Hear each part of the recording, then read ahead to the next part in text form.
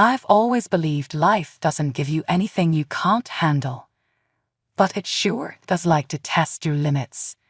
That's what I was thinking as I packed up the last of my boxes in the small sunlit apartment I'd called home for nearly a decade.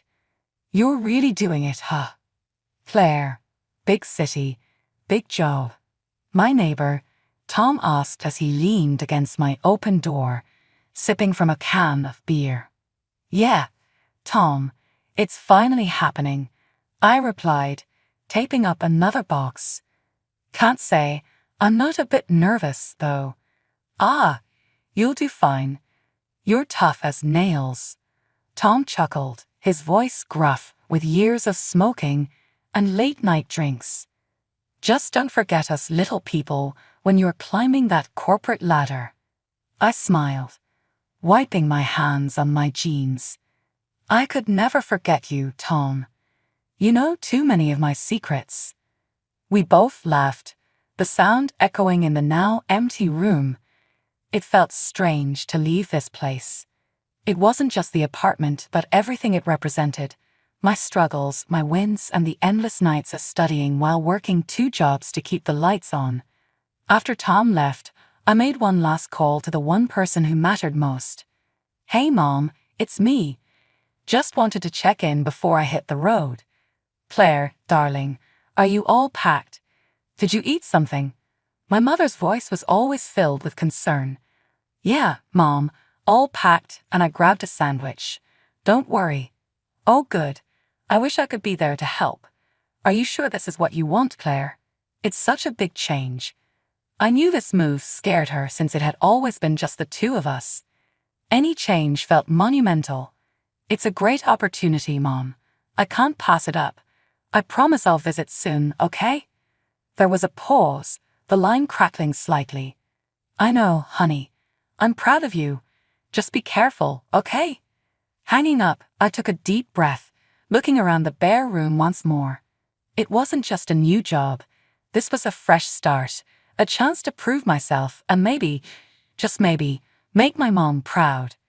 Driving to the new city was a blur of highway lines and radio static. When I arrived, the new branch office was imposing, all sleek glass and sharp angles, so different from the cozy, cluttered spaces I was used to. On my first day, nerves jittery and palms sweaty, I pushed through the revolving doors and into the lobby. I must have looked lost because a guy in a neatly pressed suit stopped in front of me, a friendly smile on his face. You must be Claire. I'm David. I'll be helping you get settled in, he said, extending his hand. Taking it, I was surprised by his firm grip. Thanks, I appreciate it. It's a bit overwhelming. Stick with me, and you'll be fine, David assured me with a nod. Let's start by introducing you to the team, and then I'll show you your new office. As we walked through the corridors, his easy manner helped calm my nerves. Maybe this wouldn't be so bad. Maybe I could really make this work. First rule of the game here, David said as we approached a set of large double doors. Never let them see you sweat. I laughed, more at ease than I've been all morning. Got it. No sweating. Exactly. You'll fit right in. Settling into the new job and city was like learning to dance to a completely new rhythm. The work was tougher, the stakes higher, and the pace relentless. But David was there every step of the way, showing me the ropes without making me feel like a total noob. Okay, so everyone uses this software here. It's not rocket science, but it might as well be if you've never seen it before, David explained as we sat in my new stark office. He leaned over my desk, his fingers flying over the keyboard to demonstrate. I've used something similar in my last job, I said, trying to keep up. Good, you're not starting from scratch then, David said with a grin. You'll catch on quick. You always do. It wasn't just his knowledge that helped. It was his attitude. He didn't patronize or hover. Instead, he was straightforward and, to my relief, had a sense of humor that made the long hours easier. Hey Claire, how about we grab a coffee? You look like you need a caffeine hit, David suggested one particularly grueling afternoon. I was born needing a caffeine hit, I quipped, standing to stretch my legs. At the coffee shop, the casual setting helped us step away from our roles at work. David shared stories about growing up in the city, and I found myself opening up about my small-town life and all the quirks that came with it. The more time we spent together, both in and out of work, the more I appreciated his company. He was easy to be around, and for the first time in a long while, I felt like I could be myself. One evening after work, as we walked back to the office from a nearby diner, David stopped and looked at me seriously. "Claire, I've been thinking. We're great partners at work, right?" I nodded, wondering where this was going. "So, what if we think about making this a regular thing? Like, not just as colleagues or coffee buddies?" he asked, scratching the back of his neck nervously. "You mean like a date?" I asked, trying not to sound too surprised. "Yeah, exactly, a date. I like you, Claire, and I think we could be good together," he said, looking me straight in the eyes. I took a moment, considering. David was great. We got along, shared a lot of laughs, and he had already seen me at my worst, surviving on coffee and zero sleep. Plus, I was definitely interested. "Okay, yeah, let's try a date," I smiled, feeling a mix of excitement and nerves. "Great, it's a date then. How about this Friday? Dinner at that Italian place you said you loved," he suggested with a hopeful look. "It's a plan. It's a date," I confirmed, and we both grinned, a little relieved. From that day on, things changed between us, but in a good way. We still worked together, still had our coffee runs, but now there was an added layer to our relationship, something that felt both thrilling and terrifying. 2 years slipped by quicker than I'd ever imagined. David and I got married, settling into a rhythm of life together that felt as natural as breathing. We were happy, genuinely so, but it wasn't all smooth sailing. I talked to my mom on the phone often, but only made it back home for the holidays. Each call, I noticed something was a bit off. Mom seemed more forgetful, her thoughts a bit scattered. It worried me. I even brought up the idea of her moving in with us or considering a nursing home, but she was adamant. "No, Claire, I'm fine on my own. Don't fuss over me," she'd say stubbornly, brushing off my concerns. As for my new in-laws, our relationship remained cool, distant even. They never really warmed up to me, treating me with a polite indifference that was hard to crack. At family gatherings, I often felt more like an outsider than a daughter-in-law. It was uncomfortable, but David was a solid presence by my side, always quick to divert the conversation or lighten the mood. Life had settled into a comfortable routine, with David and I juggling work and home, while my worries about Mom's health simmered on the back burner. Then Margaret, my mother-in-law, started becoming more involved in our lives, and not in a way I appreciated. It started innocently enough, a phone call here and there, asking if we could pick up some groceries for her since we were already out shopping. "Hey Claire, could you grab me some of that bread I like?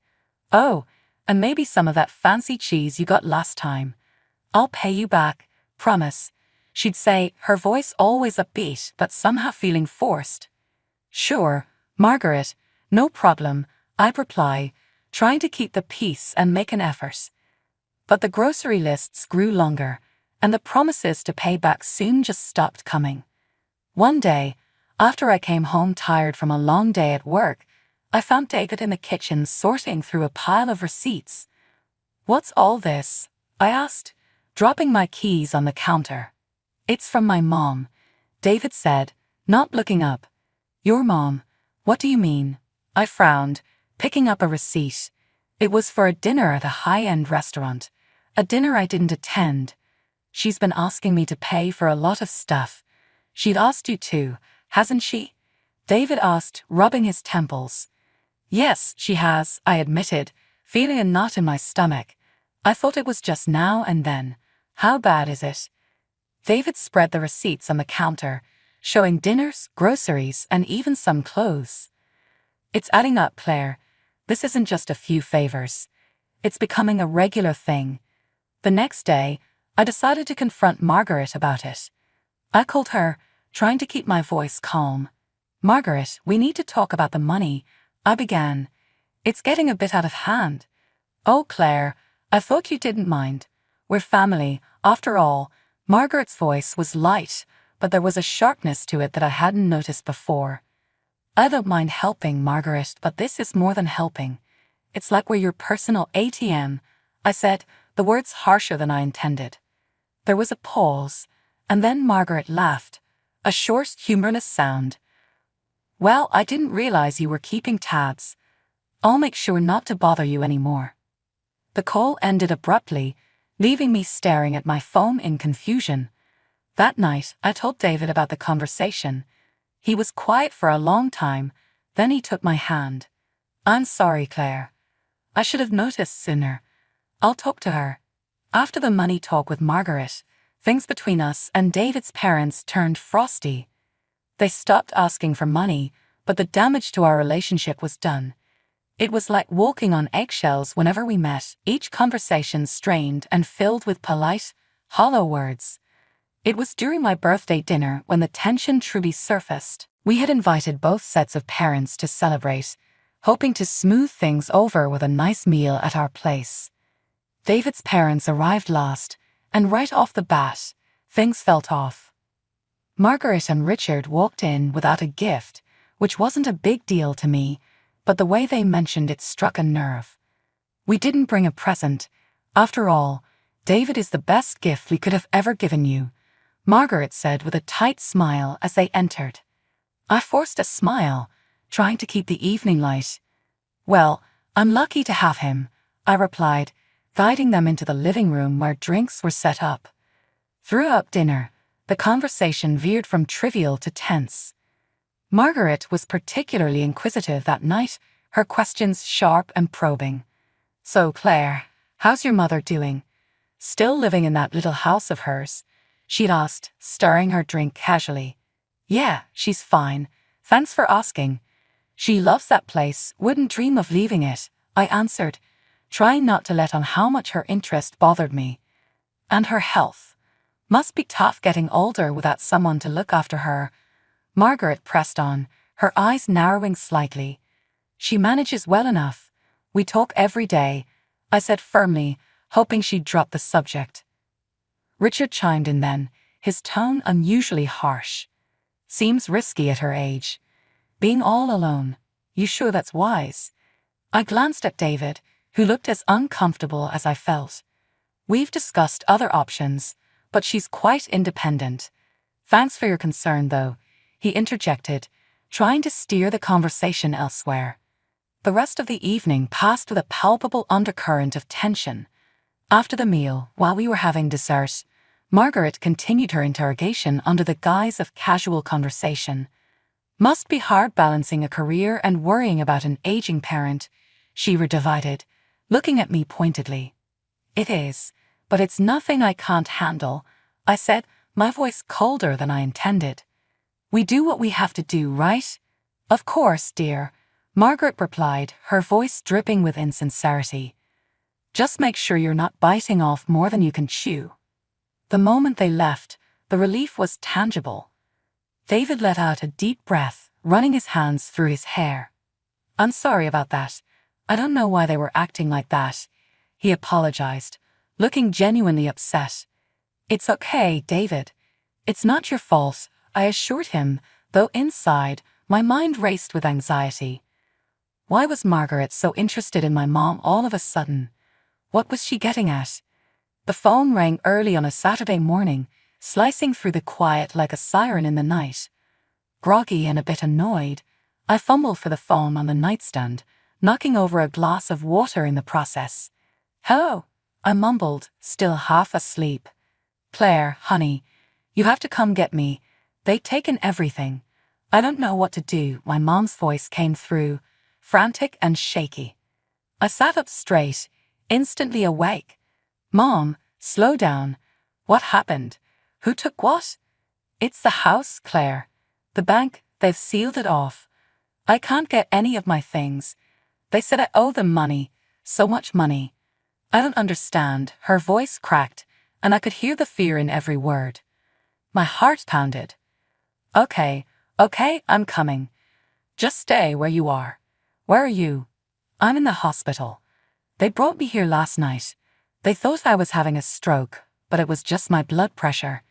It shot right up, Claire. I was so scared. I'm getting the next flight out. David will come with me. We'll figure this out, I promise. Hanging up, I turned to find David already sitting up, concern etching his face. What's going on? He asked. It's my mom. Something terrible has happened. We need to go to her now, I said, throwing the covers off and starting to pack a bag with shaking hands. David was on his feet in an instant, pulling clothes from drawers without a word. We were a team, and right then, I'd never been more grateful for his support. The flight was a blur of worry and whispered plans. As soon as we landed, we raced to the hospital where my mom was staying. Seeing her in the hospital bed, pale and frightened, was like a punch to the gut. She looked so small, so vulnerable. Claire, oh thank God, she sobbed as I rushed to her side. I'm here, Mom. It's going to be okay, I soothed, holding her hand tightly. She clung to me, then looked over at David. Thank you for coming, both of you. I'm so sorry to drag you into this. It's no trouble, Evelyn. We're here to help, David reassured her, his voice steady. Once we had calmed her down, I gently prodded for more details. Mom, tell us exactly what happened. Start from the beginning. Taking a deep breath, she explained. A few months ago, someone called. They said they were from my bank and that I had an unpaid loan for your education. They said it was so much money, Claire. They told me it was $50,000. I didn't know what to do. My stomach twisted. But, Mom, you didn't take out any loan for my education. It was all scholarships and your hard work. I know, honey. I know that now, but they were so convincing. They knew where you went to school, when you graduated. I got scared. They said they could help me take out a loan to cover it, so I did. I didn't want to bother you with it. My fists clenched. What happened then? A week later, I got an email. It said I had won the lottery, $500,000. I thought it was a miracle. I thought I could pay off the loan and still have enough left over to finally retire comfortably. They said I just needed to pay some taxes on it first, $80,000. So, I took out another loan. Mom, no, I whispered, horror dawning on me. She nodded, tears streaming down her face. I know, I was a fool. There was no lottery, Claire. It was all a scam. Now the bank has taken everything. I owe more than $150,000, including fines and penalties, and I don't have a penny to my name. Anger surged through me, hot and fierce. We'll get to the bottom of this, Mom. Whoever did this to you, we'll find them. David and I were shell-shocked. The phone calls, the emails, and the cascading deceit. It was all too much. But we were clear on our next step. We needed to report this. We drove to the local police station, the morning air feeling unusually crisp, as if it sensed the turmoil. At the station, we sat down with Detective Harris, a no-nonsense type who'd seen more scams than she could count. We explained everything, how my mom was duped into believing she owed a huge loan, how she thought she'd won the lottery, and every detail leading up to her financial ruin. Martinez listened, her expression growing tighter with each word. We'll start by tracing the phone numbers and the email address used in the scam. These guys mess up somewhere. They always do, she said, tapping away at her computer. A few intense days later, Martinez called us in. Her office felt colder than I remembered. We've made a breakthrough, she announced, her voice grim. The account where your mom sent the money, it's registered to a familiar name. David and I exchanged puzzled glances. Familiar? How? He asked. It's registered under your mother's name. Margaret, Martinez revealed, her eyes locked on David. The room spun. It couldn't be. But then I remembered my birthday dinner, how Margaret had prodded about my mom's finances, her health, her house. It made a chilling sense.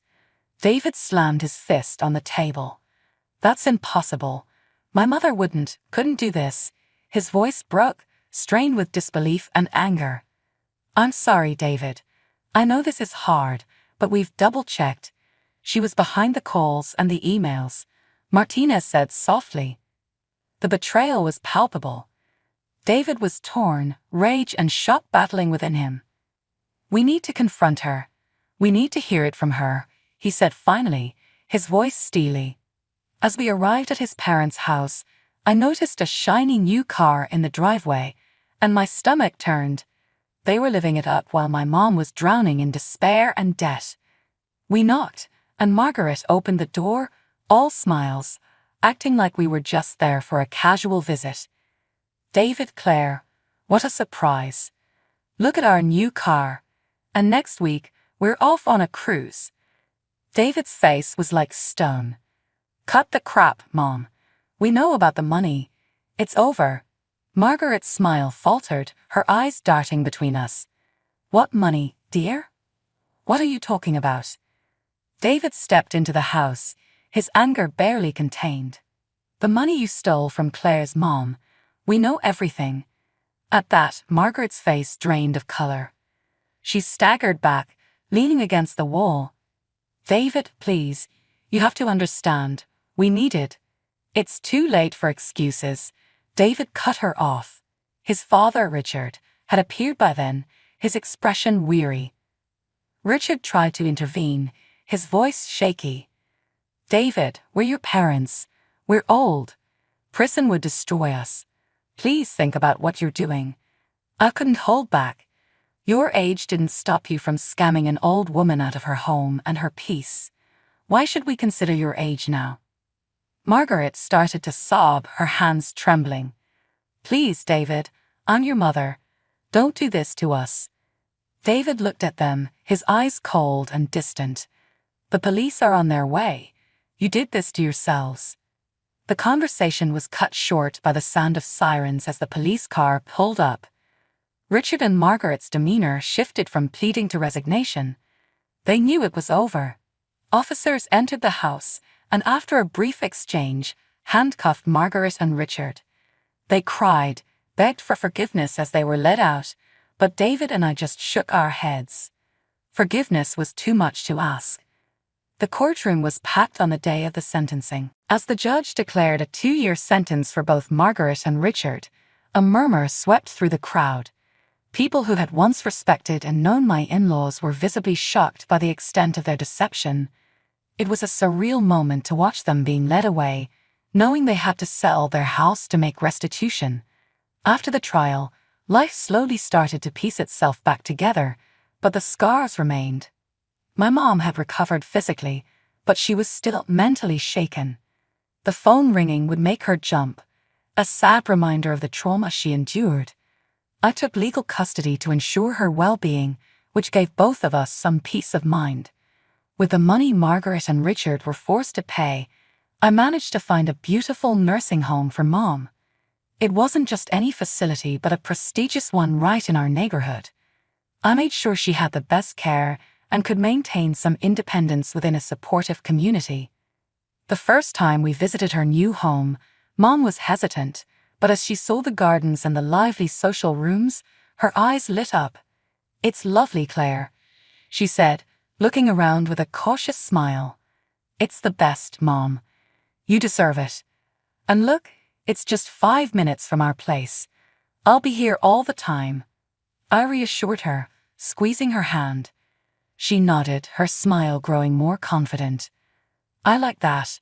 Maybe I can get used to answering the phone again here, with all these nice people around. I laughed, relieved to see her finding comfort. You'll be running the place in no time, Mom. As the days turned into weeks, David and I found ourselves settling into a new routine. We were expecting our first child, a beacon of hope after a stormy period. The joy of impending parenthood brought us closer, and I often found myself marveling at how David stood by me through everything. His unwavering support was my rock. One quiet evening, as we sat in our living room, David wrapped an arm around me. How's your mom today? Settling in still? She's good at getting better at making friends, and she started a little garden project," I replied, resting my head against his shoulder. "That's great. She's strong, like her daughter," he said, kissing the top of my head gently. Our lives had changed irrevocably. There was no more contact with David's parents. That bridge was burned for good. Yet, in its ashes, we found the strength to rebuild. We focused on the future, our family, and all the love that remained unshaken by the past.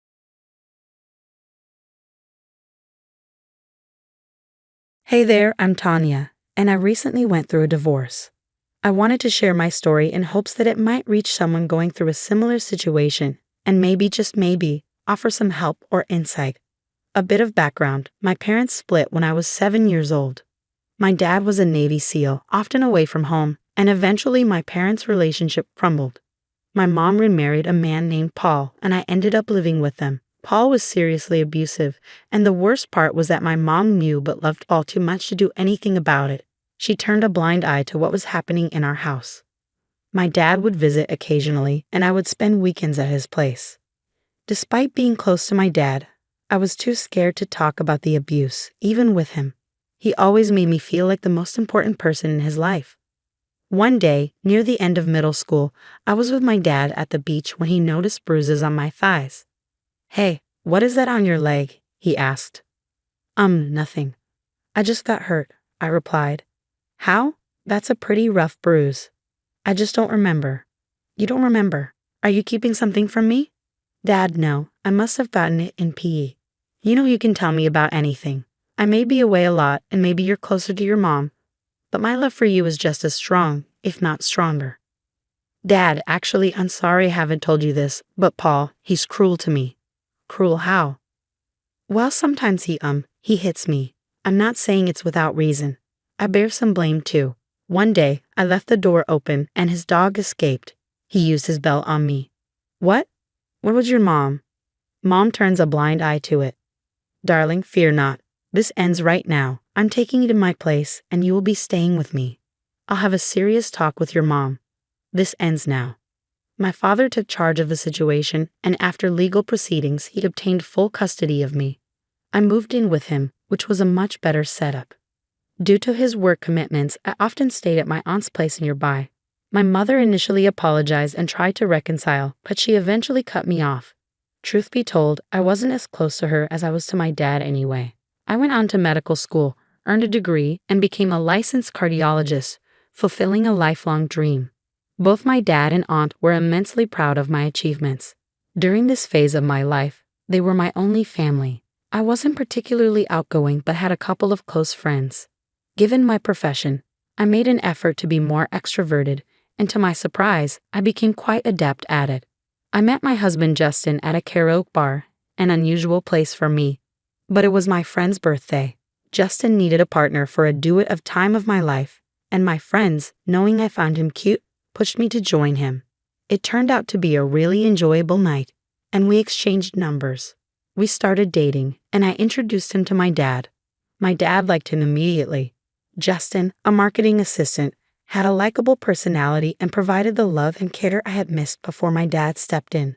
A year into our relationship, Justin took me back to the same karaoke bar where we first met and proposed.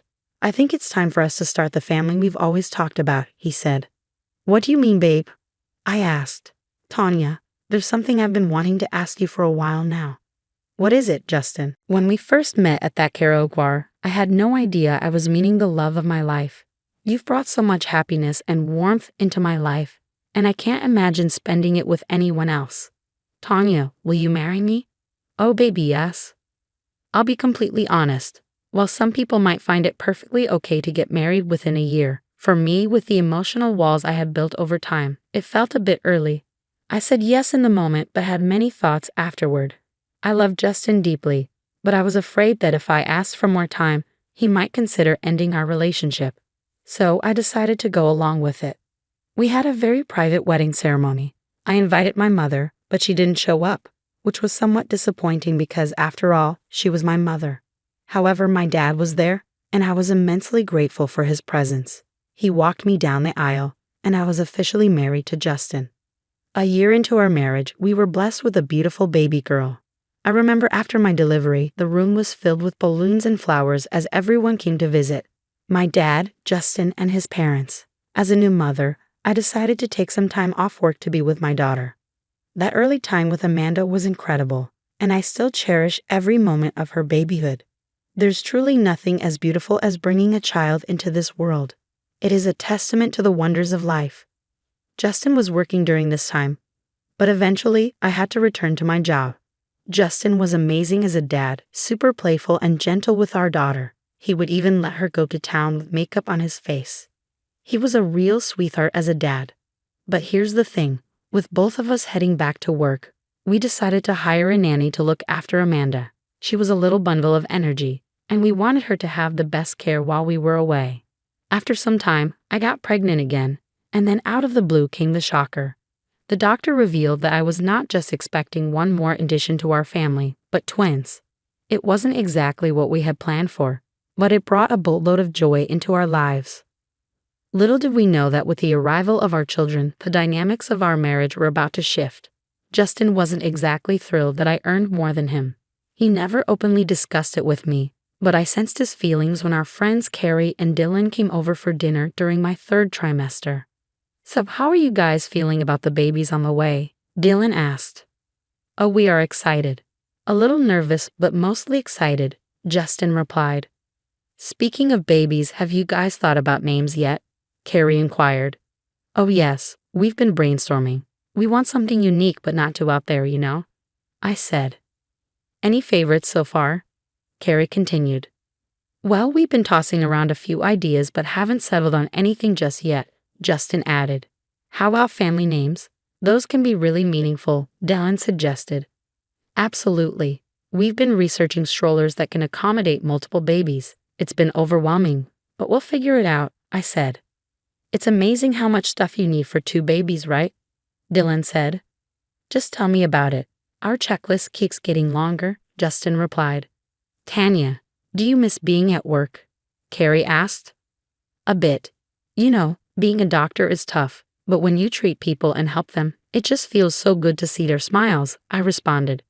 "Wow, a corporate worker and a doctor. Do you even manage to find time to make all these babies?" Dylan joked. "Ah, come on, Justin. I'm pretty sure your wife must be the money bag in the house, you know?" Carrie teased. "Well, you know how it is, Dylan. I actually earn more than Tanya," Justin said nonchalantly. I could not believe what Justin had said. Why would he lie about something like that? After Dylan and Carrie left, while we were doing the dishes, I finally decided to talk to him about it. "Justin, can we talk for a moment?" "So, what's on your mind?" he asked. "You said you earn more than me, but that's not true, is it?" "No, it's not true," he admitted. "Justin, why on earth would you lie about something like that?" "I don't know, Tanya. I guess I was just embarrassed. It felt awkward." "Embarrassed? I had no idea this was such a sensitive topic for you."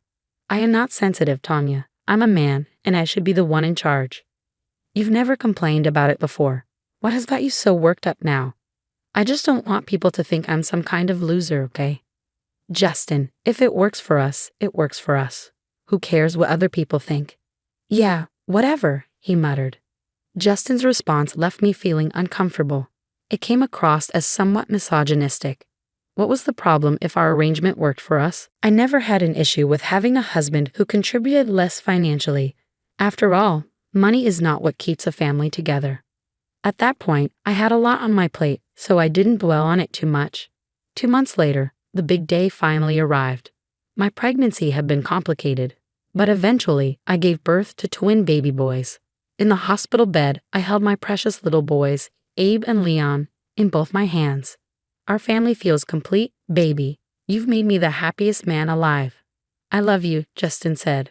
"It wasn't all me, babe. Amanda, look at your baby brothers. Aren't they so cute?" "Baby brothers?" Amanda asked. "Yes, sweetheart. Do you want to sit next to Mom?" "Yes," she exclaimed. "Hello, baby brothers." At that moment, I felt an overwhelming contentment with my life.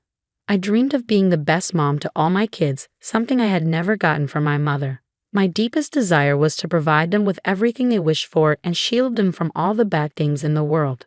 Soon, I took the babies home, and we had the whole nursery set up for them. Justin and I both took some time off work. While Justin eventually returned to the office, I didn't. Then things got really tough at home, juggling the care of the babies and Amanda. We were in a tight spot financially, and things weren't exactly rosy. I had a strong desire to give my family the best of everything, and I had the means to do so. But we also needed a parent at home to take care of the kids. It was a challenging situation, and we needed to find a way to make it work. The issue was the significant income gap between us. Justin brought in only $30,000 a year, while I earned $150,000 a year. You could see the difference. From my perspective, it made sense for me to continue working. I had a good career and a well-paying job with the potential for salary growth. I thought I would talk things out with Justin, and he would understand my viewpoint, but things did not go my way. We had just had dinner, and Justin and I were in the twins' room to check up on them. 3 kids. We always planned for 2, but I'm not complaining. They're so cute, Justin said. Yeah, they are. Well, I want to talk to you about something. Sure, what's on your mind? We need to secure all our kids' futures, you know. I know I might be thinking too far ahead, but we can provide them with better opportunities. We can even help them with their college if they need it. You're right, Justin agreed. If I continue with my job, we can save more. And if I work for a few more years, I'll likely get a raise. That would be amazing, but who will stay with the kids at home while we are working? What if you quit working and stay home to take care of the kids? Are you kidding me? No, you get along with them so well. What I mean is, I am the man of the house. Just because you have a higher paying job does not make you the decision maker. Justin, are you kidding me? Can't you see we would have a better life if I went to work instead?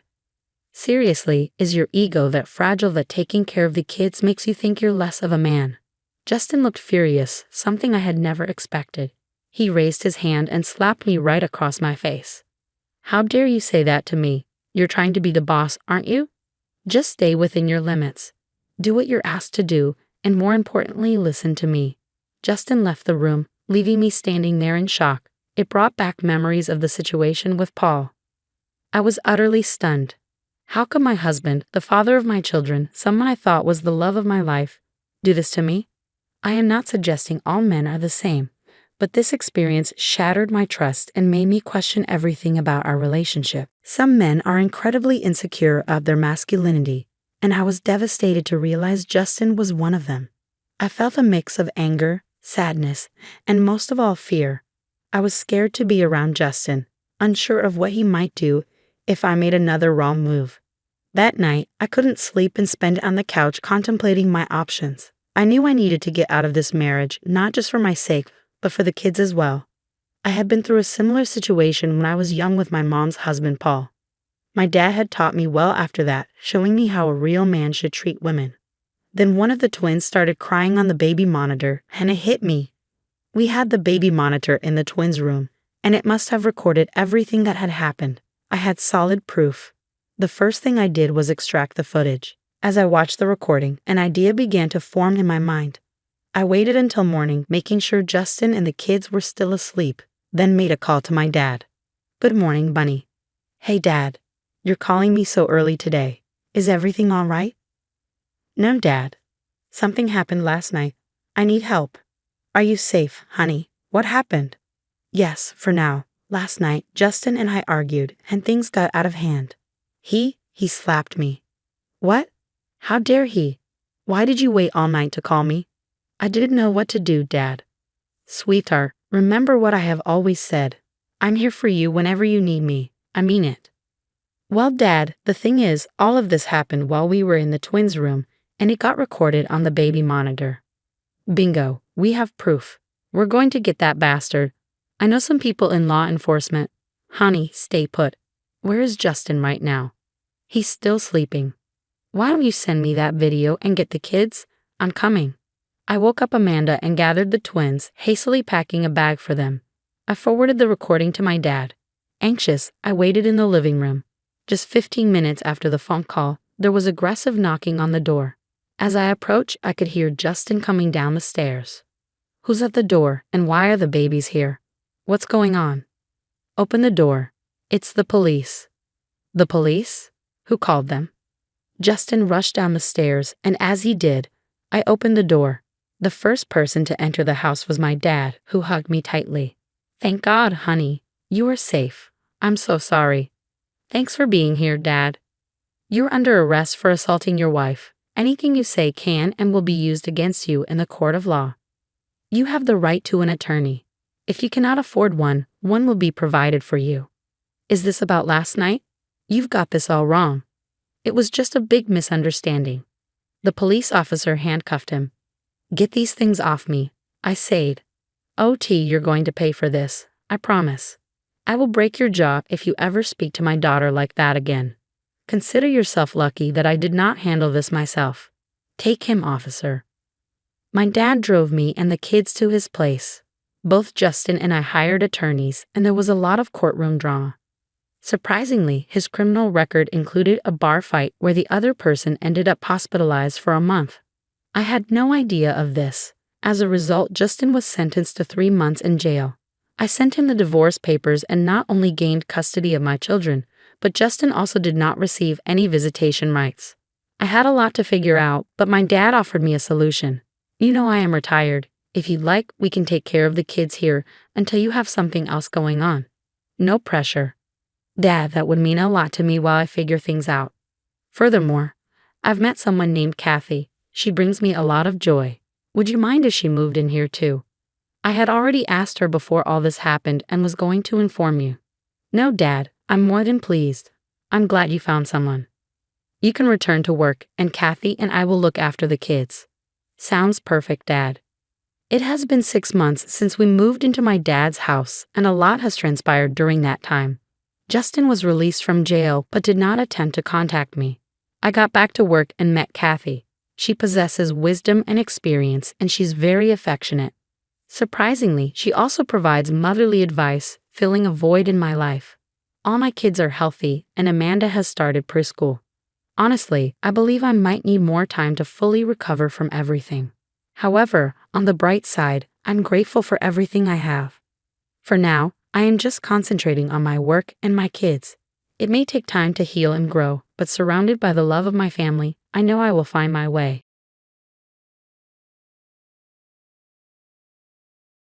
Hey, I'm Tanya, a 37-year-old woman happily married to the love of my life, Jim.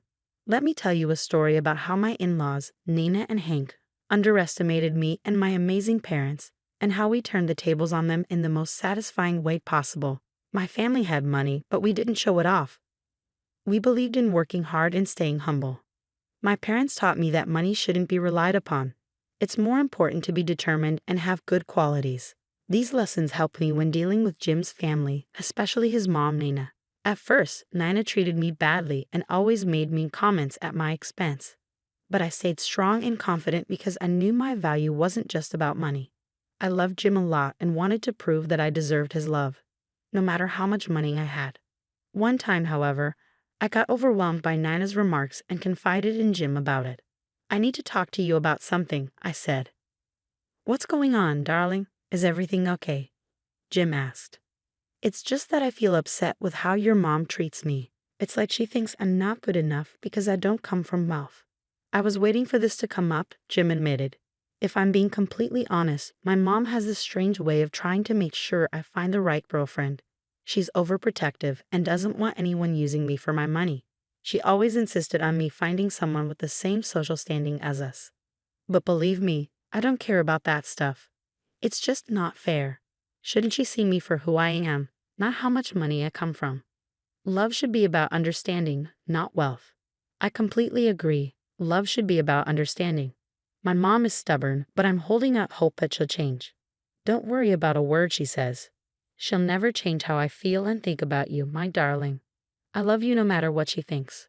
"I love you too, baby. You're the only reason I'm saying." It's not easy to deal with her. I hope she realizes our love is real, not about money. I felt a mix of relief, love, and a tinge of sadness. I was relieved that Jim understood my frustrations and stood by my side. His unwavering support gave me strength.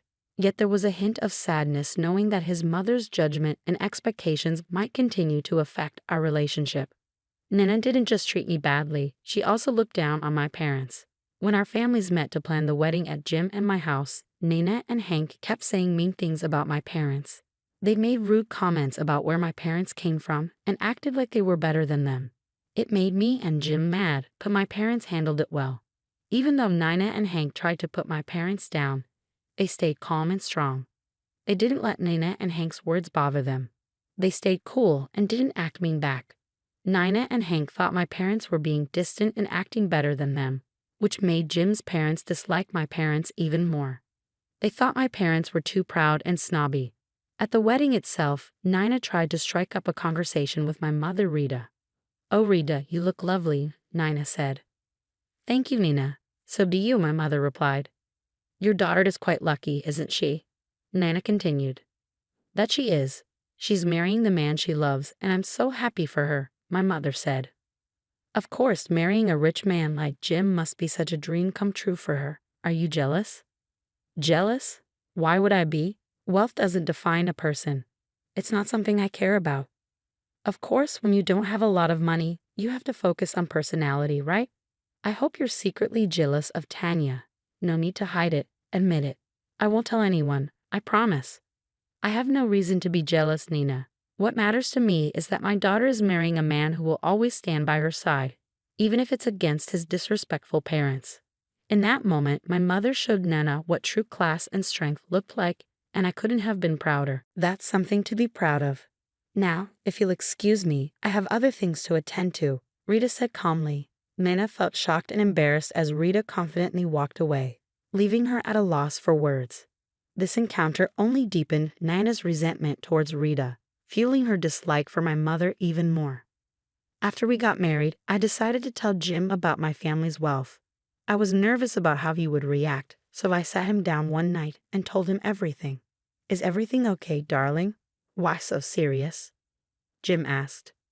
"Okay, so I've kind of been keeping a huge secret from you," I confessed. "Oh, what is it?" "Well, I'm actually from a similar background as you." "What do you mean?" "My dad is the highest chairman of a big company in the same industry as your dad." "Wait, what? Are you serious?" "I know it's surprising. My parents always taught me to be humble and not to rely on our wealth, so I didn't think it was necessary to mention it." "I can't believe you never told me about this before. I mean, it wouldn't have changed anything, and it still doesn't. It's just shocking." "Well, yeah. I figured you'd find out one way or another, and I would rather you find out from me right now than later by someone else." Once the surprise sank in, Jim burst out laughing. I was confused at first, not sure why he found it so funny. "I don't get it. Why are you laughing?" I asked. "It's just so ironic, darling. I'm laughing because of how my parents treated you when we were dating. If they had known about your family's wealth, they would have treated you like royalty. It's really stupid, isn't it? I never understood why your parents needed to know about it to treat me with respect." "Exactly. I love you for who you are, not for your family's wealth. You've always been there for me, and that's what matters. We've built our relationship on trust and support, not material possessions." Laughing together brought us even closer. We realized that our love went beyond money and status. We were grateful for each other's love and support, which meant more than any amount of money. It was a special moment for us, understanding that our connection was based on genuine feelings and shared values, not just superficial things. Over the years, Jim and I grew even closer in our relationship. We both landed high-ranking, well-paying jobs that provided us with a comfortable and happy life. We had to move to a different state because of work, but it also served as a way to distance ourselves from Jim's toxic parents. Whenever we returned to our home state, we made sure to meet Jim's parents and my parents separately.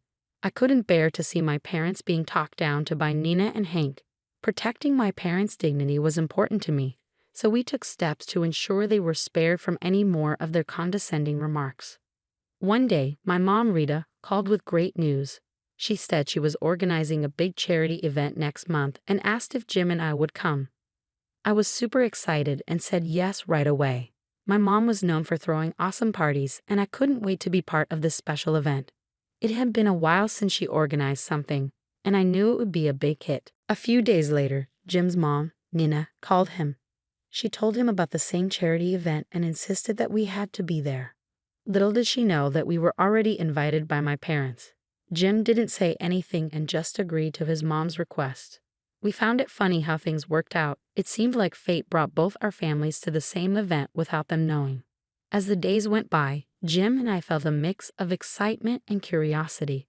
We wondered what would happen when our families finally met at the event.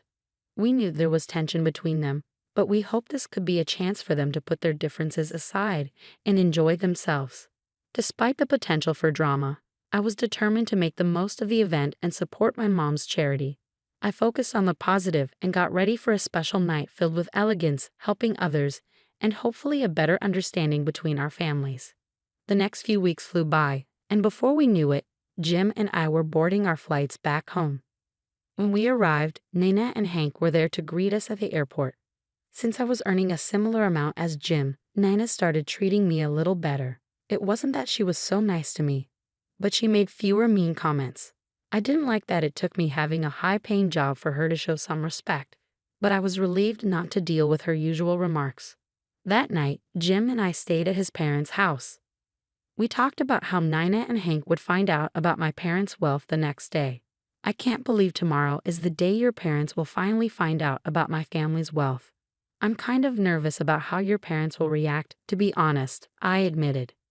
Yeah, it's going to be quite a revelation for them. I'm looking forward to seeing their reaction and confronting them about their behavior, Jim said. Me too. It's about time they realize that money doesn't define a person's worth. I'm glad you're standing up for me. You know I'll always have your back, darling. I love you. We're in this together. I love you too, babe. I can't wait to see their faces when they learn the truth. It's going to be an interesting day, that's for sure. We need to get as much sleep as we can. We're going to need it. Oh, absolutely. Good night, my love.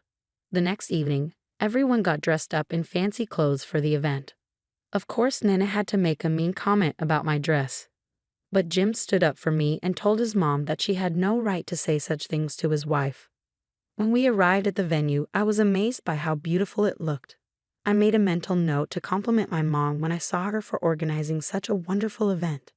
Nina and Hank went off to socialize with other people. Nina found her friend Maddie, and together they whispered and laughed while gossiping about everyone they saw. I saw my mother, Rita, from a distance, and my heart filled with joy. I quickly made my way over to her, Nina, wearing a scowl, followed behind me with Maddie trailing alongside her. I wanted to compliment my mother on her hard work organizing the event, but before I could even speak, Nina rudely questioned why my mom was there. What are you doing here, Rita? This event is only for rich people, Nina sneered. Well, I am part of the organizing team for this event, my mother replied calmly. Oh, and what exactly do you do? I doubt it's anything important, Nina retorted. Nina, please stop. That's enough, I intervened. Well, if you don't do your job well, I'll make sure to complain to your boss and get you fired, Nina threatened. Nina, shut up. What is your problem? Maddie snapped. Rita is the hostess for the entire party, Nina, Maddie continued. What, her? The hostess? Have you lost your mind or something? Nina scoffed. Rita's husband is in a very high position, don't you know? She's the wife of the chairman of the company hosting the event. You've just made a fool of yourself, Maddie explained. Whoa, what? Oh, I didn't know. Enjoy the party, Nina, I said, unable to hide my satisfaction. I couldn't help but feel an overwhelming sense of triumph as I witnessed Nina's shock. Without saying a word, I left with my mom, feeling victorious and content. As we walked away from Nina, I couldn't help but smile. The night had only just begun, and it was already unforgettable. As the evening continued, I couldn't contain my excitement. I approached my mom with a smile. Mom, I have to say, this place looks amazing. And the way you handled Nina's mean comments, you were incredible.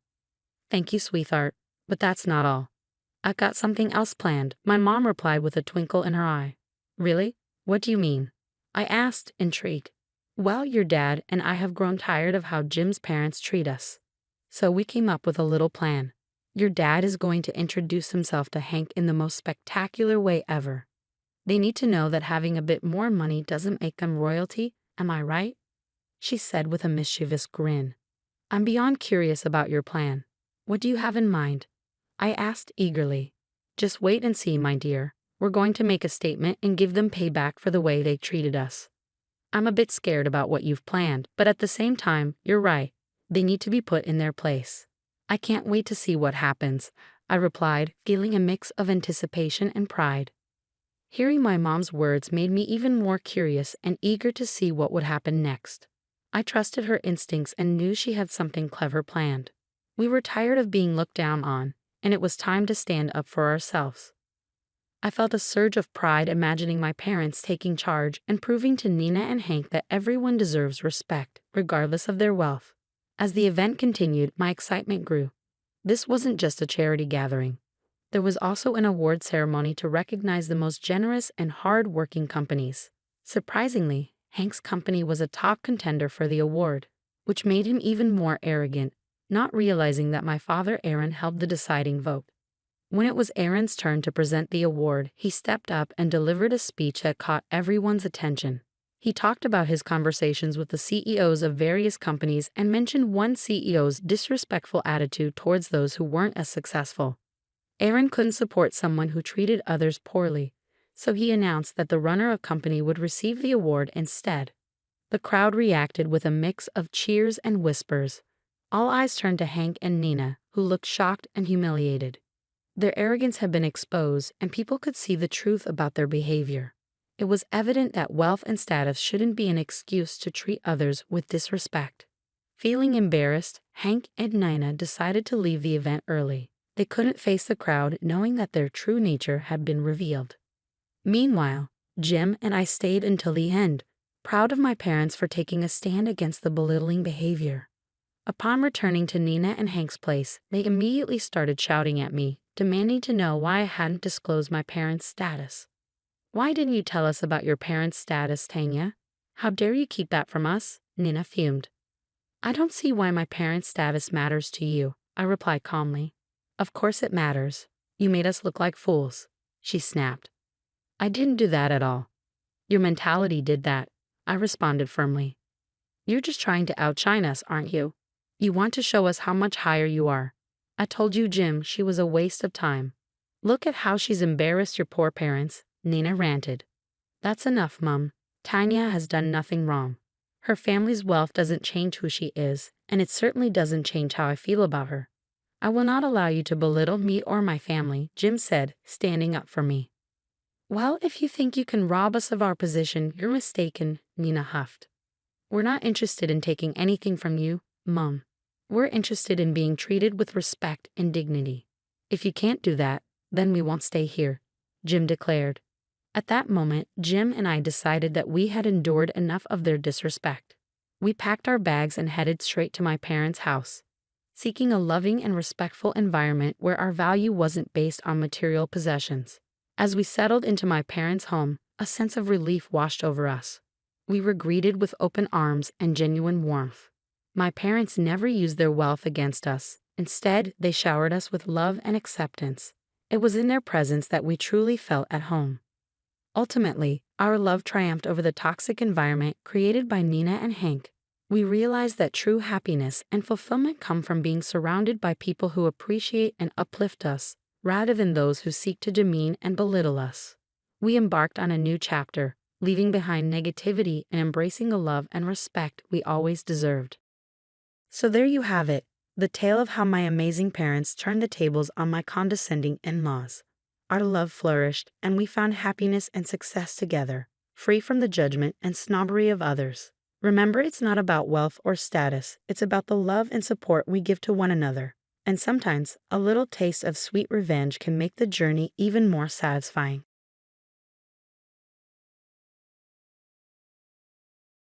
I was supposed to have pledged a lifetime of love to become husband and wife, but my marital life with David became a hell for me. His parents doted on him, and he prioritized them over me, making unreasonable demands. I refused to let them ruin my life. To punish everyone, I concocted a surprise. My name is Alyssa, and I'm 29 years old.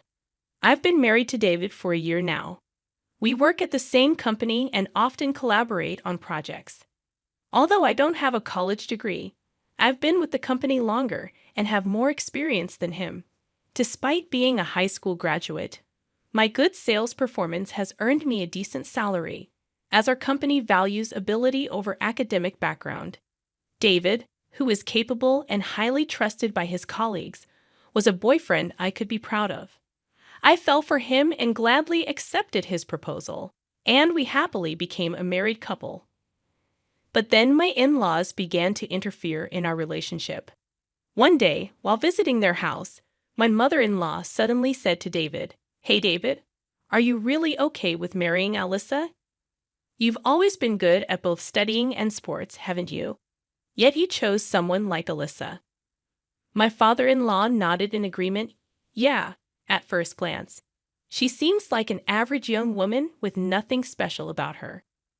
David responded, "It's fine. I love Alyssa." But my mother-in-law gave me a side glance that said otherwise. I felt humiliated but kept my composure to maintain a peaceful marital life, avoiding conflict with my in-laws as much as possible. On another occasion, my in-laws started complaining in front of me. "Hey David, are you really okay with your current workplace? Isn't it a place where even high school graduates like Alyssa can work?"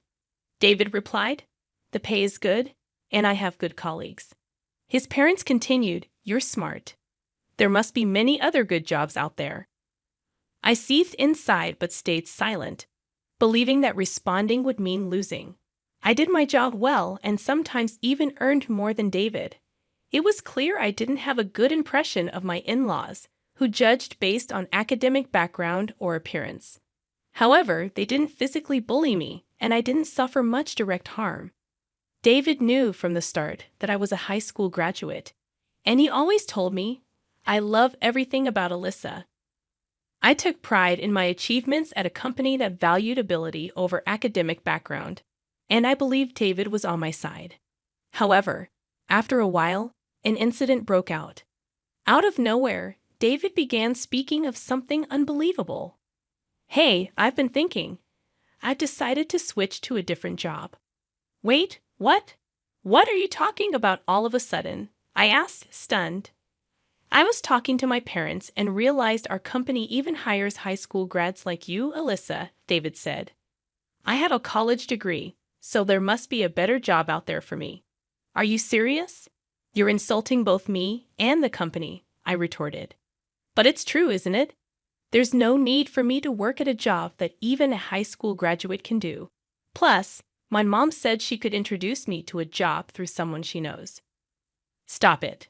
We are blessed with a good work environment, and now you're saying something like this. You're nagging." I finally realized I'm not someone who should be stuck in a place like this. It was clear his parents had influenced him, and he convinced himself that he was too good for our company. The very next day, without discussing it with me, he submitted his resignation and left the company. Only a year into our marriage, my husband had quit the job where we met, without a second thought. He switched to a factory job his mother arranged, where his salary dropped to about half of what it was. The only advantage was that it was close to home, making commuting easier. About a week after starting the new job, he began to complain. "That guy, even though he never went past middle school, has the nerve to tell me what to do," David said, scattering his clothes about. "Wait, why are you so angry? If you make such a loud noise, it's going to bother the neighbors," I tried to calm him. "Shut up?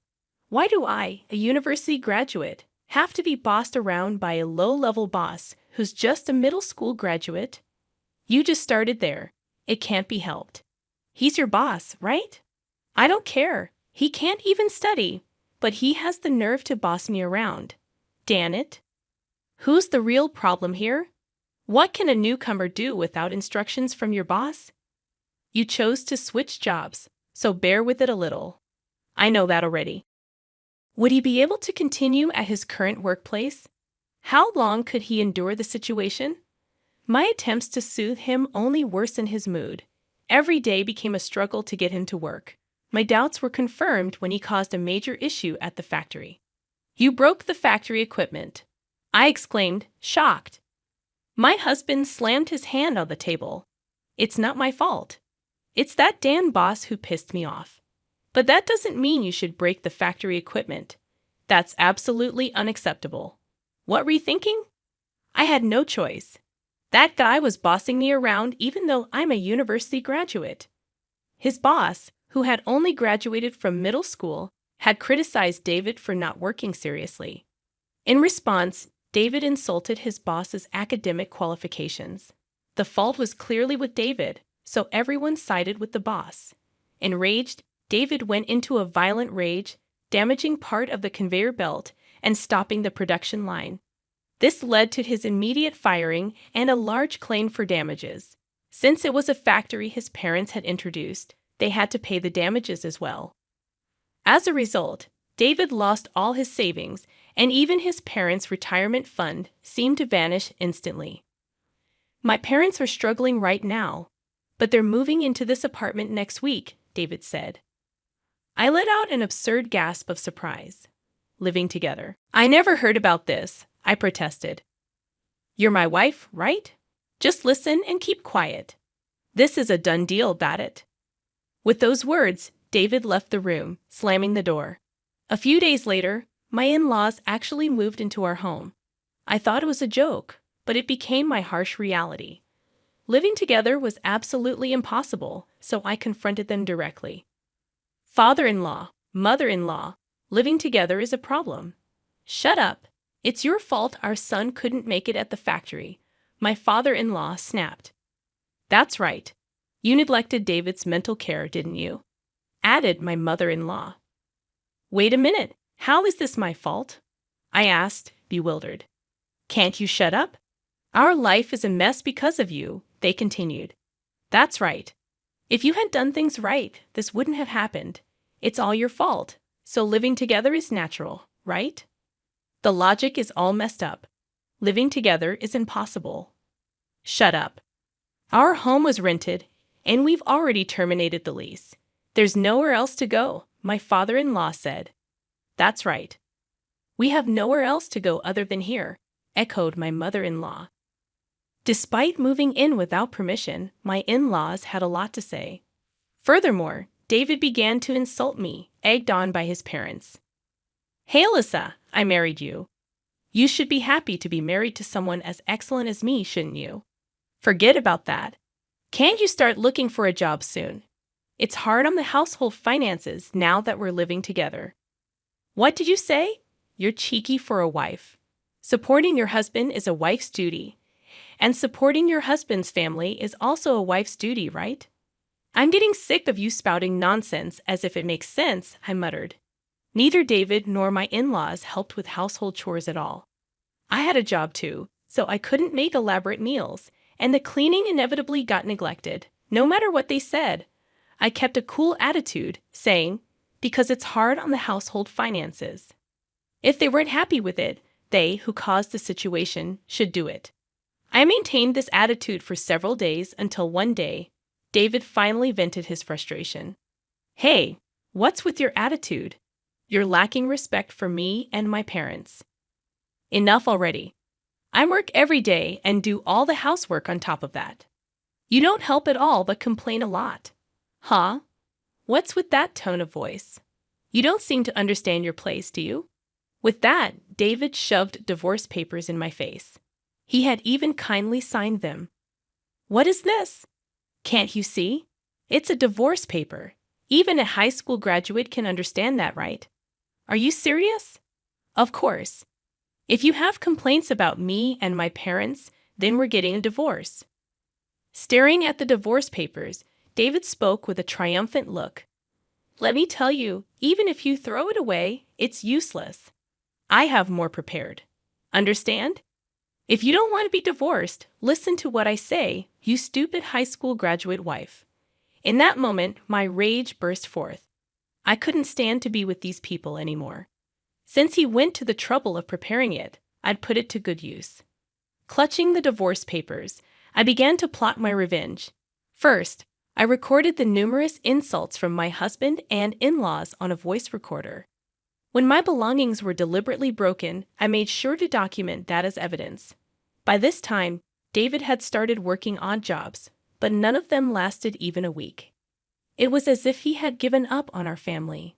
One day, as soon as David came home, he announced, "Oh man, I quit this job too because it was too boring. Huh, again? You have no right to complain to me, right? Yeah, Dad, Mom. My in-laws just nodded with smiles. This was a usual occurrence, but on this day, my father-in-law delivered the final blow. Speaking of which, I've quit too, David's father announced. What? Father-in-law? What are you talking about? That's what I'm saying. I've quit my job. I'm planning to live off you, Alyssa. Wait, what? You see, my son is too brilliant and prideful to work under those who only graduated middle or high school. We're counting on you, Alyssa, a high school graduate, to work hard. Yeah, let's count on our lowly educated Alyssa to work hard, right, dear? What were they even saying? They intended to live off not their son, but their daughter-in-law.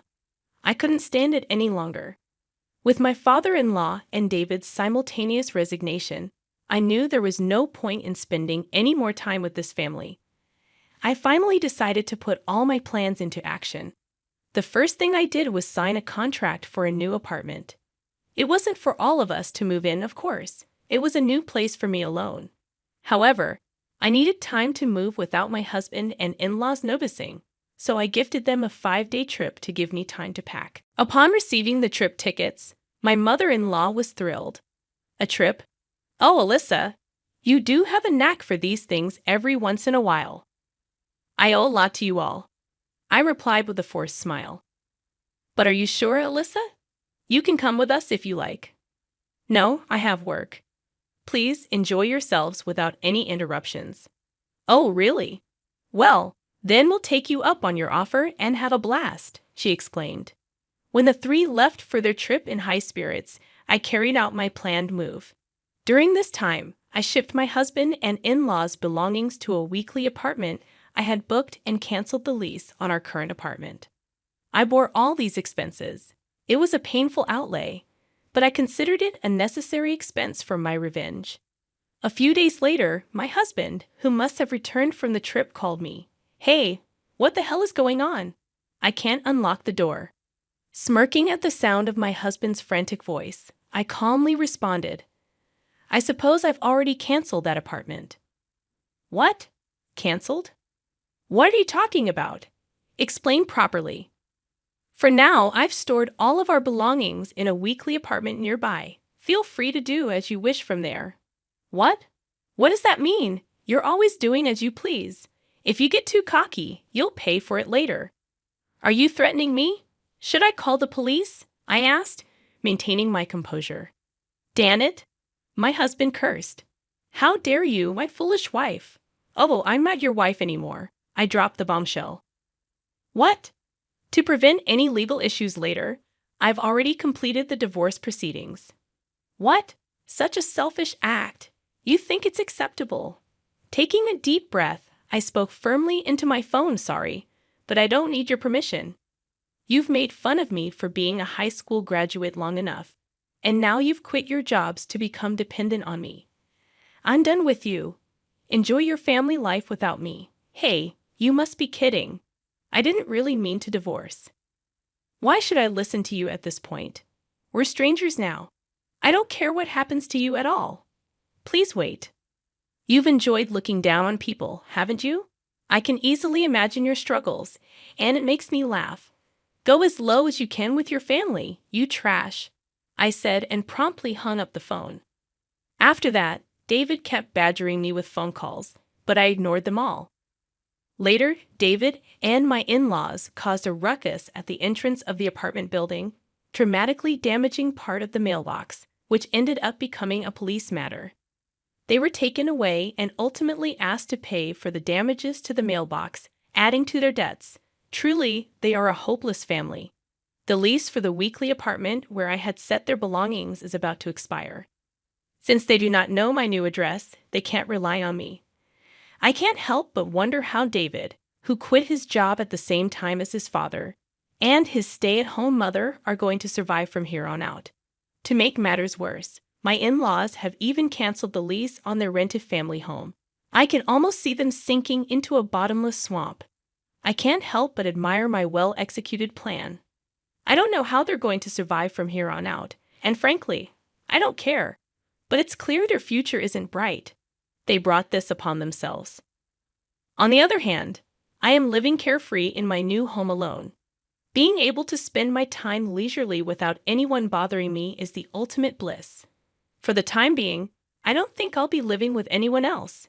From now on, I plan to thoroughly enjoy my time free of any worries.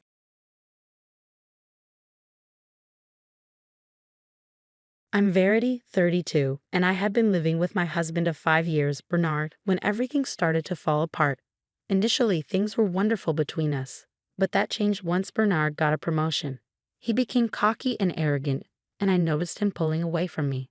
I confided in my mother-in-law, whom I trust deeply, about the situation. I really don't know what's wrong with him, I said. Have you tried talking to him about it? She asked. Yes, many times, but he always brushes it off and acts like everything's fine. When I suggest stricter measures like going to a couples counselor, he gets really angry. Oh goodness, that doesn't sound like my precious Bernard. Maybe because you coddle him too much and those rose-colored glasses prevent you from seeing the truth, I thought but didn't say out loud. Things continued to deteriorate after his promotion. A few months of enduring his insufferable behavior led to a shocking discovery. One day, while cleaning the bedroom, I noticed Bernard's phone dangerously close to the edge of the bedside table. As I moved it, a text from someone named Pizza Hut popped up. Curious, I opened the message and found a series of horrifying texts and inappropriate pictures. Bernard was cheating on me. Overwhelmed, I heard heavy footsteps approaching.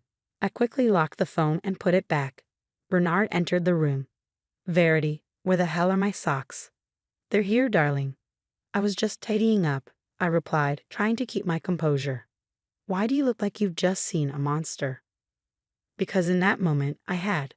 The man standing in front of me was no longer my sweet Bernard, but an unrecognizable beast who had shattered my life. Too weak to confront him, I muttered something about period cramps, and he left. That night, I sobbed into my pillow, my cheating husband sleeping peacefully beside me. Though deeply saddened, I was also enraged. How could he cheat on me after everything?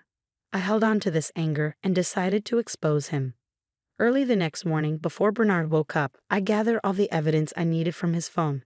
His mistress's name was Rita. I sent everything to my phone, put his phone back, and waited for his mother, Deborah, to arrive. Deborah arrived shortly after Bernard left for work. When I showed her the evidence, she was as horrified and disgusted as I had been. After a moment of shock, she spoke up. We need to do something about this. He's absolutely lost it.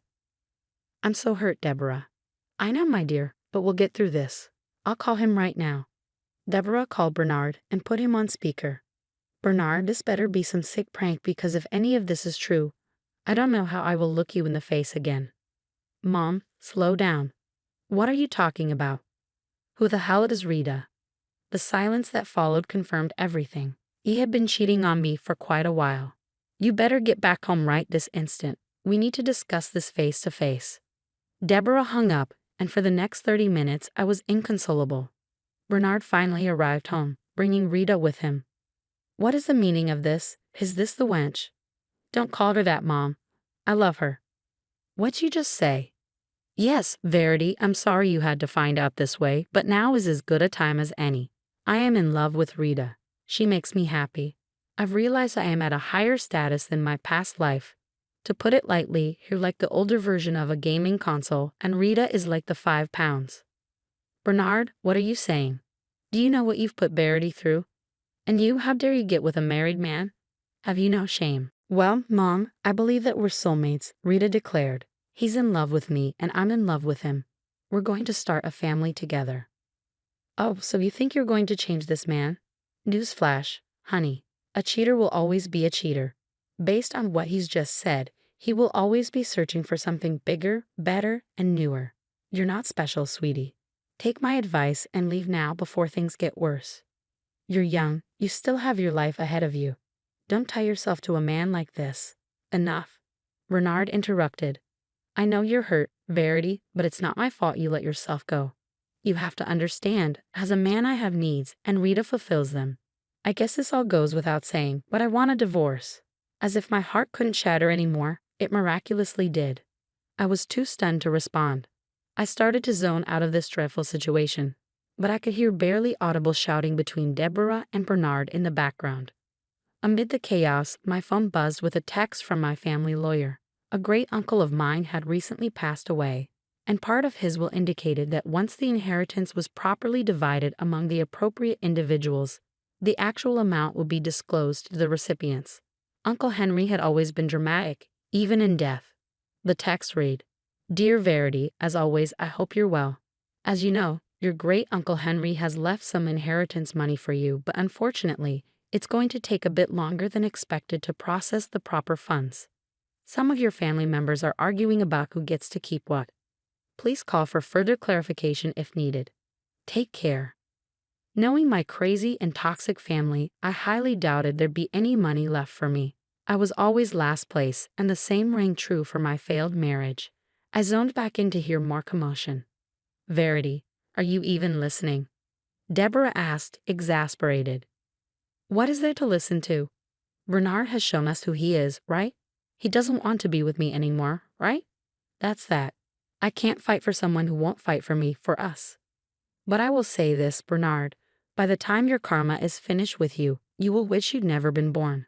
I'm done here." With that, I gathered up whatever strength I had left, went to my room to pack some of my things, and walked out the front door. As I was leaving, Deborah called after me, assuring me that everything would be fixed.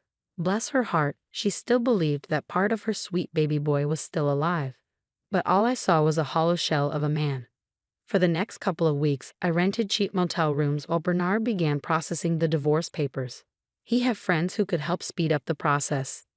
He acknowledged that this was hard for me and wanted to expedite things so that I didn't have to suffer any longer. Sounded to me like a guilty conscience. By this point, I was so drained I had cried all my tears. Approximately 6 months after the debacle, Bernard and I were officially divorced. Surprisingly, the process was relatively smooth because we were agreeable about most things. Bernard, being the selfish person he was, wanted to keep most of his money, knowing I had nothing to my name as a housewife. However, I didn't desire any of that money because it had turned him into such a selfish and evil man. "Well, I guess that settles it then. It was nice knowing you, Verity. I hope you take care of yourself," Bernard said with an air of finality. "I hope you rot in hell where you belong. I have no desire to keep in contact with you, so please refrain from doing so." "Have the day you think you deserve," I retorted, stomping off. I was still jaded and hurting, but I was picking myself back up again. While I was still legally married to Bernard, I had used the money in our shared account to kickstart a small business I had always dreamed of, a little cafe that I began to rent. It was a way for me to make money since I knew I would be getting little to nothing from the divorce settlement. As I walked to my apartment complex, which I had started renting shortly after launching the business, I received an email from George, my family lawyer. I was very confused by what I read. "Dear Verity, my apologies once again for the awful marital situation you're going through. But I have some good news to share with you. Please contact me at your earliest convenience." 3 hours later, George and I met at my quaint little cafe to discuss the important news he couldn't tell me over the phone. "Hello, George. I hope you're well." "Hey, Verity. I can tell you're hurting, so I won't take up much of your time. Let me cut to the chase. You've got the inheritance." "What? What did you say?" "You heard me right. You've got the inheritance. I'm so sorry it took so long to finalize. Your great Uncle Henry left most of the money to you. Here's a letter from him that you need to read now that all the conditions have been met." The letter read as follows.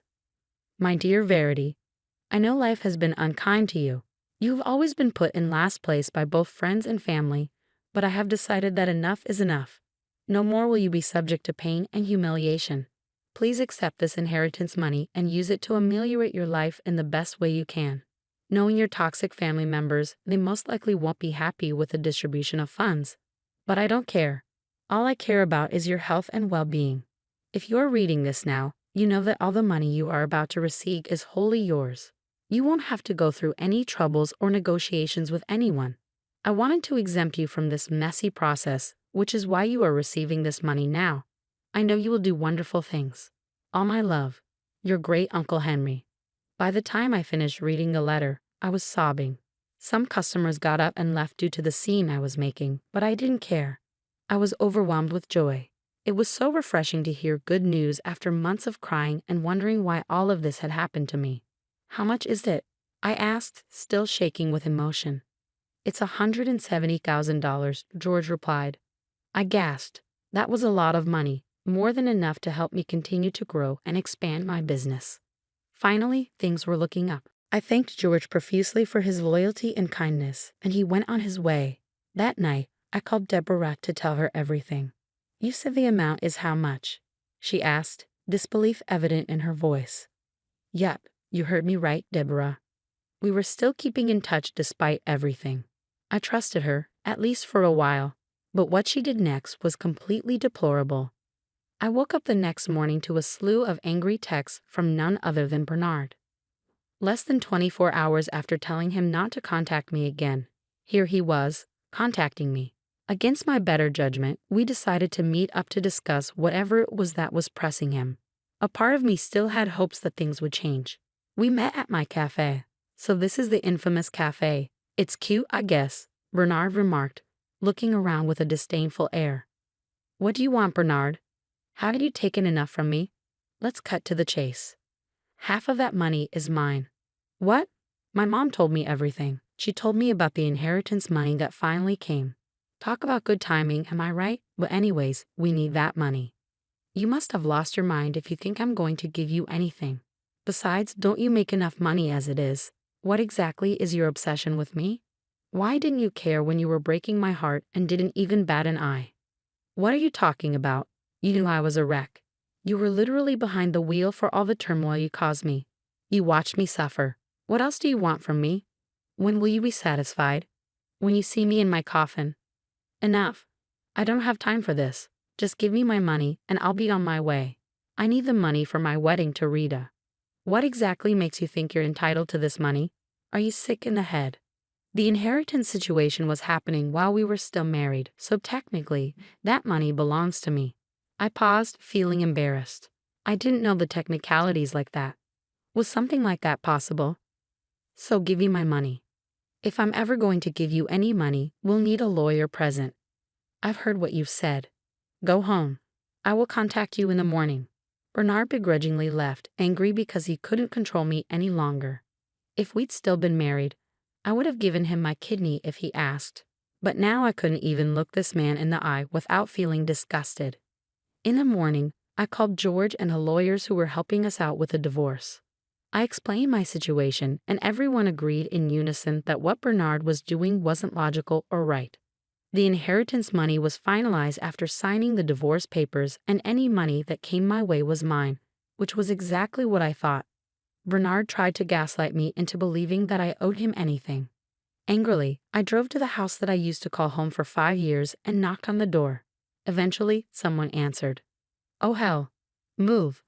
I'm not here for you. I'm here for your evil fiancé. What is the meaning of this? Don't you dare come into my house and cause a ruckus. Oh, you mean our house? The house that we built together? You have a lot of nerve treating me the way you do, as if I wasn't good to you. I genuinely believe you should get your head checked because there are some screws loose. Where is your mother? At that moment, like clockwork, Deborah came out of the kitchen. Now, what's all this noise I'm hearing? Deborah, how could you do this to me? What do you mean?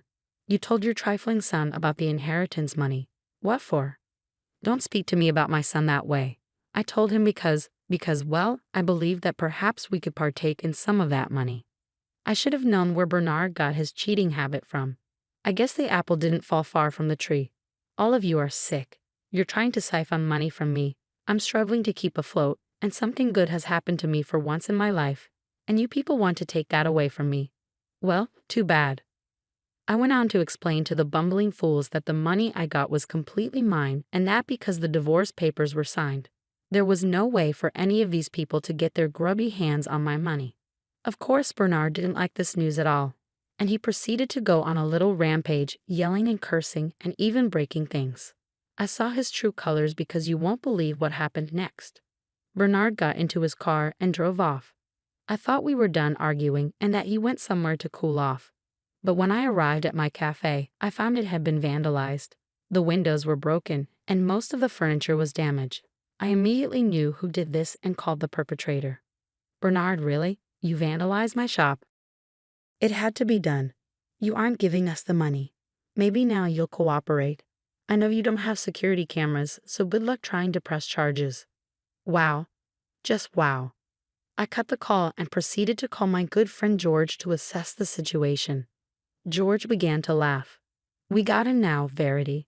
What do you mean? He's ruined everything. He's ruined my life, and even if I fix it, he'll come back again and again. Don't you see, Verity? We can sue him for this, and with that being said, we can also renegotiate the terms of your divorce settlement. But I don't have evidence. Yes, you do. There's always evidence. And sure enough, there certainly was. I discovered that the cameras that came with the building were still working. I was under the impression that they weren't functional, and I caught Bernard's vandalism very clearly. I brought this evidence to George to collate and compose a case against Bernard. Thankfully, our case was well received, and because of the nature of our tumultuous relationship, as well as the collection of all the verbal and emotional abuse that had happened to me, I was highly favored, and the judge determined that I would be receiving $20,000 from Bernard in damages. This obviously made Bernard fill up with rage, and he proceeded to appeal this, but time and time again, his appeal was rejected. Now that I have all this money, I can properly cater to my cafe and allow it to grow and expand. The last I heard of Bernard, Rita, and Deborah was that they were constantly quarreling and bickering. And word on the curb is that Bernard has been spotted several times with a young and attractive blonde woman on his arm.